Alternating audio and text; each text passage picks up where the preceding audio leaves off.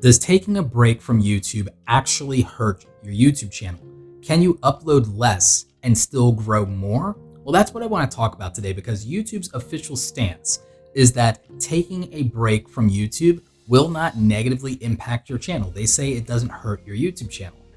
So why is it that that doesn't match up to the experience that myself and other content creators have whenever we take long breaks from YouTube?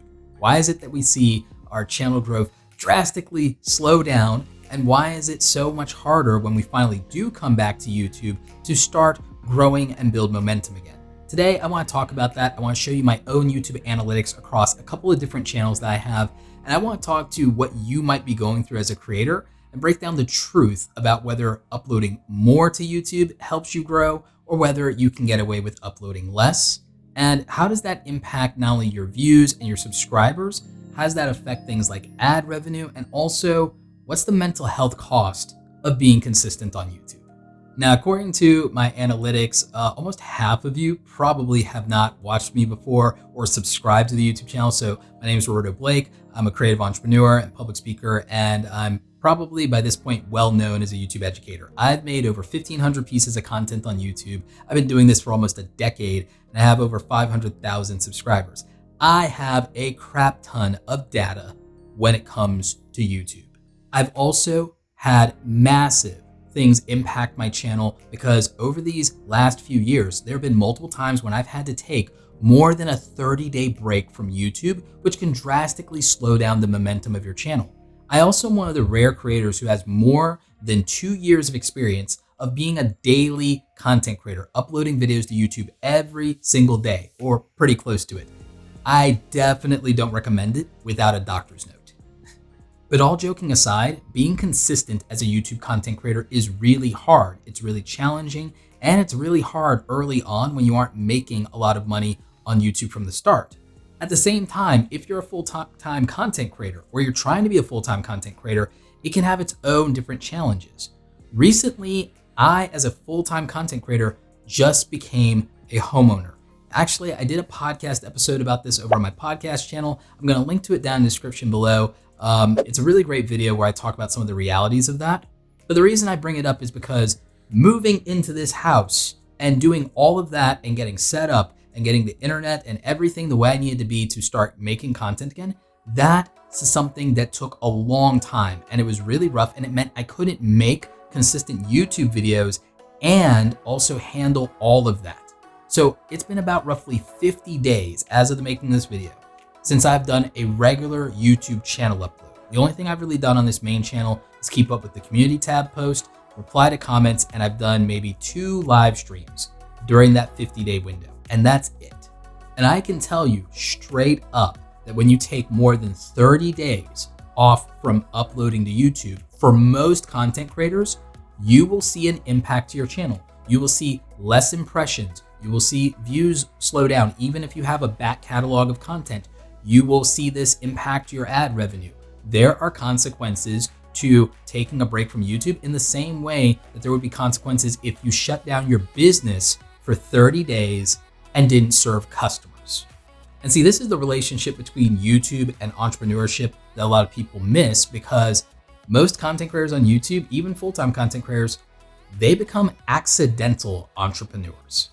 And many still don't treat this like a business. And in the world, it's not respected as a real career. You'll constantly hear people say, get a real job. If you're trying to be a full-time content creator, a streamer, a YouTuber, you're doing TikTok, whatever, the work that you do is not respected and valued the same way as a traditional job, even though for you, it might be just as challenging, difficult, more challenging, while also sometimes being more rewarding and might even be making you more money than whenever you were doing that traditional job that everybody seems to respect.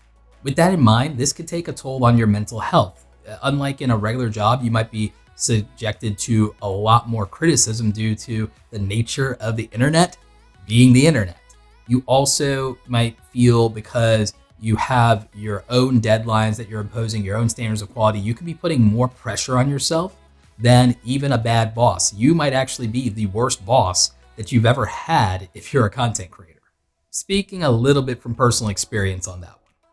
In the past, I've done videos where I've shown you my own analytics and my own data. In one of them, I actually showed you the benefits of consistency and uploading to YouTube more by showing what happened when I uploaded like 6 or 7 days in a row back to back, regardless of how the videos performed. And one of the things we saw was that YouTube was compounding not only my views, but I was getting more opportunities. I was getting more impressions and more reach and more exposure to people who are not subscribed to my channel.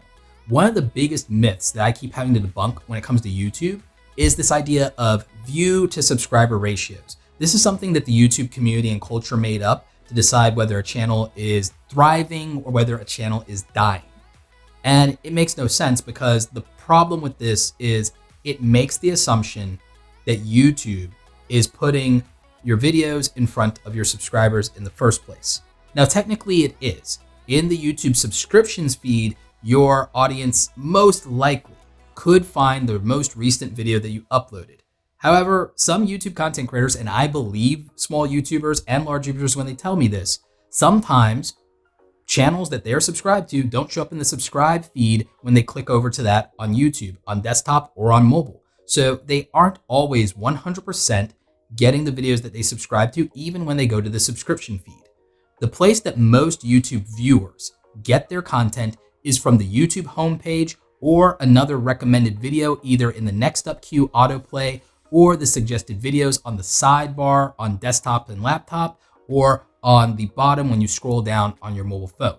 For the most part, the far majority of traffic on the entire website of YouTube comes through the YouTube homepage. So if your videos are not showing up on someone's YouTube homepage or something else is more prominently displayed on the homepage, then your videos are most likely not even reaching your subscribers.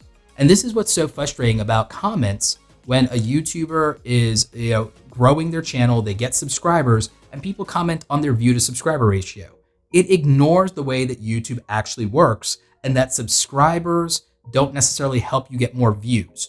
More views would help you get more subscribers, but the opposite is not true. And if you're experiencing that, let me know in the comment section of this video. Are you finding that your videos are not reaching your subscribers? Let me know in the comments.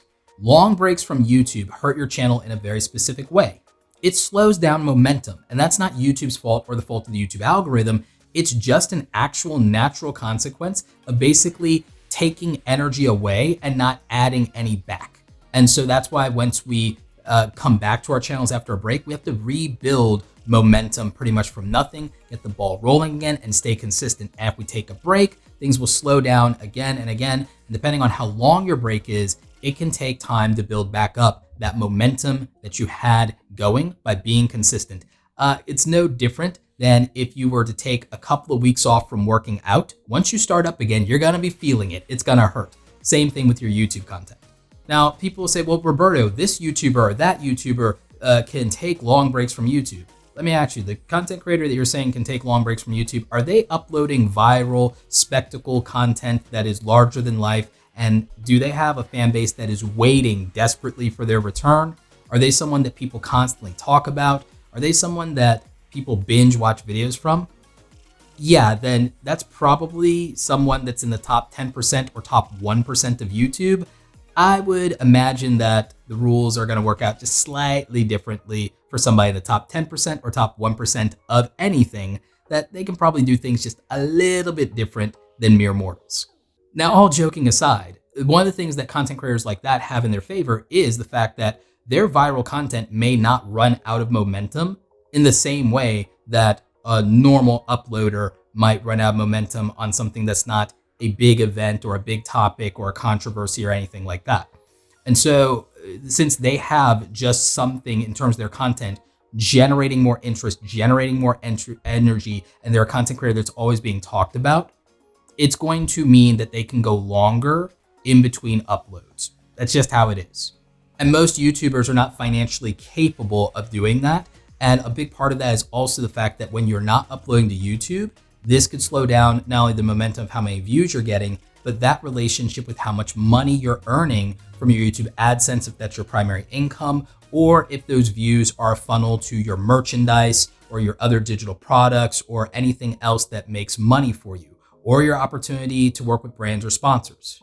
The average person probably can't take off from 30 days and take a financial hit like that in most cases. Now, in my case, thankfully, I was in that position with this move. I can't imagine moving in a pandemic if I had a traditional job because the impact that that would have had for me economically.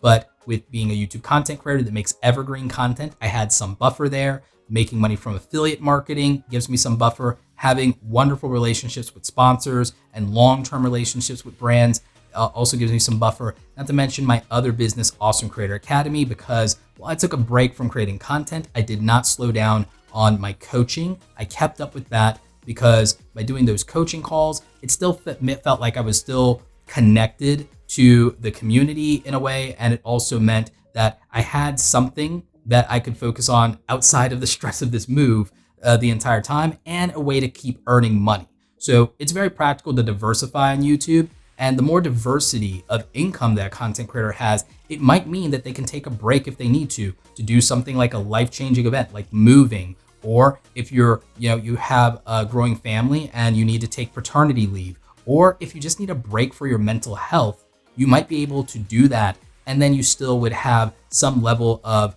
income that's coming in, regardless of whether you're hustling and putting out your content.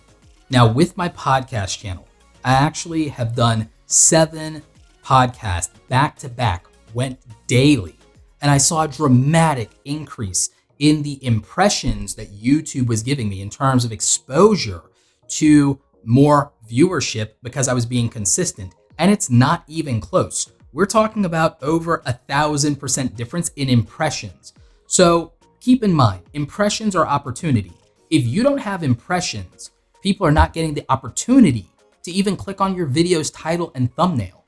So without that opportunity, without impressions, nothing else really matters when it comes to YouTube.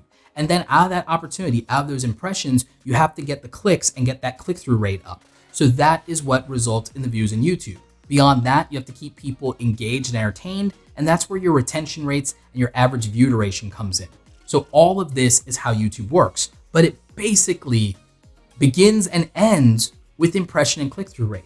And so if we know that the more videos we upload, the more impressions, the more exposure to an audience we get, even not from our main subscribers, but in this case, especially the podcast, I was able to find, since this is a smaller YouTube channel that I have, it's really good data for those of you who are small YouTubers, I was getting exposure much more to people who were not returning viewers and who were not subscribers than I was from the dedicated audience.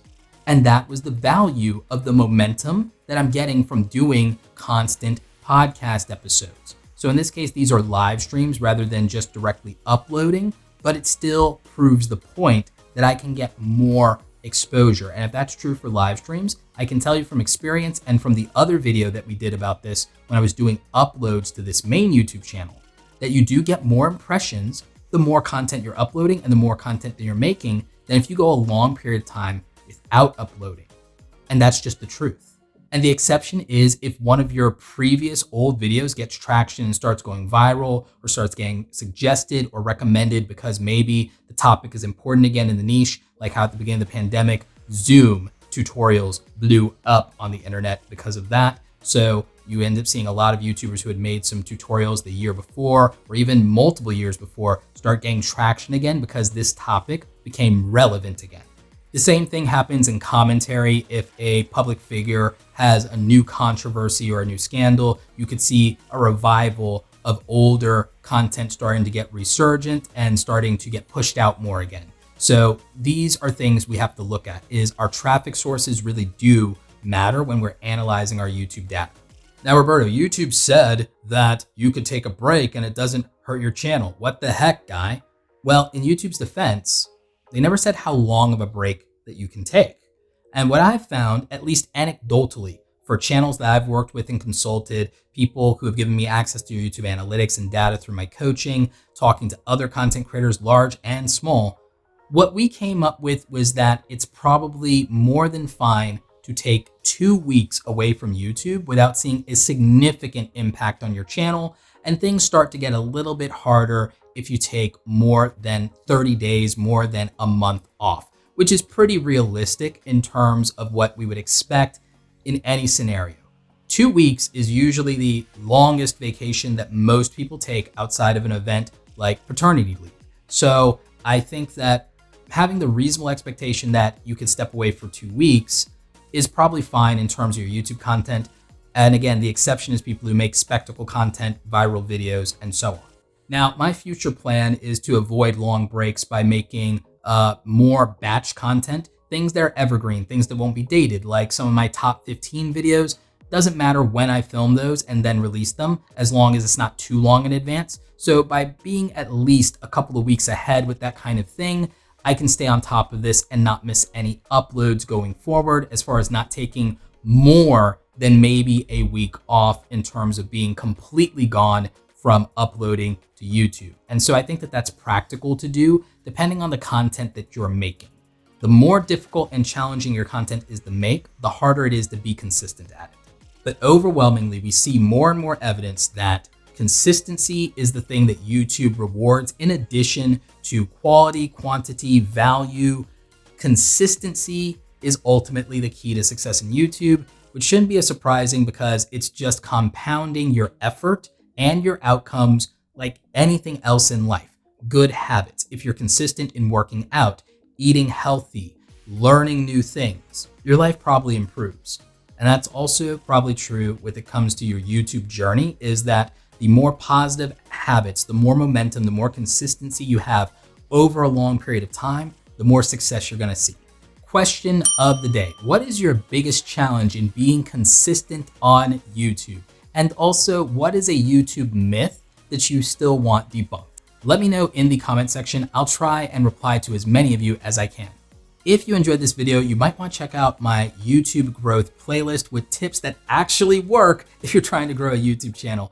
I'll link to that in the description down below. Also, if you want to know more about my home buyer journey in becoming a YouTuber, watch this episode of the podcast. I'll also link to that in the description. As always, thank you so much for watching, and don't forget, go out there and create something awesome today. Take care.